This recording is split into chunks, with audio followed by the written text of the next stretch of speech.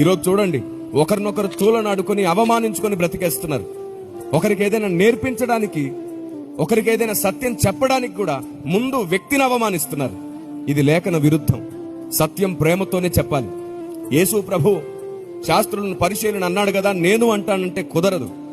యేసు ప్రభు వారిని అనడానికి ఆయన స్థాయి, ఆయన అంతస్తు సరిపోతుంది. నువ్వు కూడా ఎవరినైనా అనాలి అంటే దాన్ని ఖచ్చితంగా గుర్తుంచుకోవలసిన 3 విధానాలున్నాయి. ఒకవేళ నువ్వు ఒక ప్రార్థనాపరుని ఒక విషయంలో మాట్లాడుతున్నావు, బోధ విషయంలో ఆ ప్రార్థనాపరుడు సరిగ్గా లేదనుకోండి, అలాంటి ఒక ప్రార్థనాపరుని నువ్వు గద్దించాలి అంటే నువ్వు కూడా ముందు ప్రార్థన చేయడం నేర్చుకోవాలి. కనీసం గట్టిగా రోజుకు 2-3 గంటలు మోకరించడం చాతగాని వాడు దేవుని సంఘంలో దేని గురించి మాట్లాడడానికి అర్హుడు కాదు. ఇది పరిశుద్ధాత్మ దేవుని స్వరం.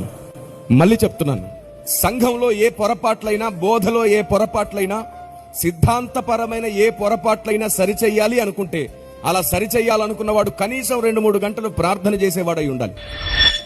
రెండవది, అలా సరిచేసేవాడు తప్పకుండా సరిచేసేవానిలో ఉన్న గొప్ప లక్షణాలను కూడా గుర్తించిన వాడై ఉండాలి. మూడవది, అలా సరిచేసేవాడు ఎదుటివాన్ని అవమానించి సరిచేయకూడదు. ఎదుటివానికి స్పృహ కలిగించి సరిచేయడానికి ప్రయత్నించాలి.